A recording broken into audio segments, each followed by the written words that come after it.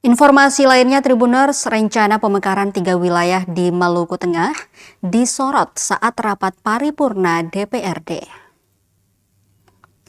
Rencana pemekaran sejumlah wilayah di Kabupaten Maluku Tengah menguat saat rapat paripurna DPRD Maluku Tengah, Kamis 16 Juli 2026.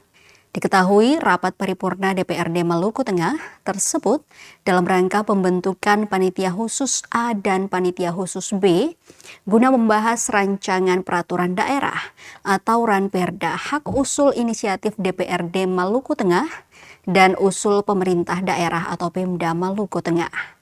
Pemekaran 3 wilayah yang diusulkan anggota DPRD yakni pembentukan Kecamatan Leihitu Tengah Barat dan Kecamatan Leihitu Timur. Usulan pemekaran wilayah Seram Utara Pegunungan dan pemekaran sejumlah dusun menjadi negeri administratif di Kecamatan Tehoru.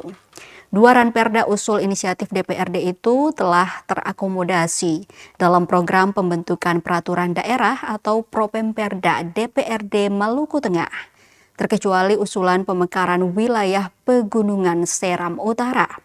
Namun begitu, usulan pembentukan Kecamatan Leihitu Tengah Barat dan Kecamatan Leihitu Timur ditolak mentah-mentah oleh anggota DPRD fraksi PDIP Abdul Qadir Pelu. Menurutnya, masih ada beberapa persoalan urgent yang mesti diperhatikan. Salah satunya yaitu konflik tapal batas wilayah. Sehingga ia meminta agar usulan tersebut dapat dibatalkan.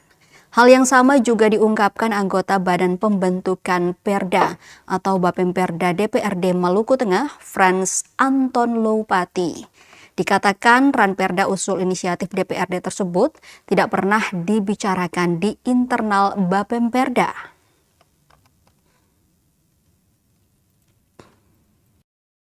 Khusus agar melaksanakan tugas dengan penuh tanggung jawab, profesional, objektif. Di Bapemperda, dan oleh karena itu kami minta ini dikeluarkan karena tidak menjadi produk DPRD dalam bentuk ranperda inisiatif, karena ini tidak pernah dibicarakan, Pak.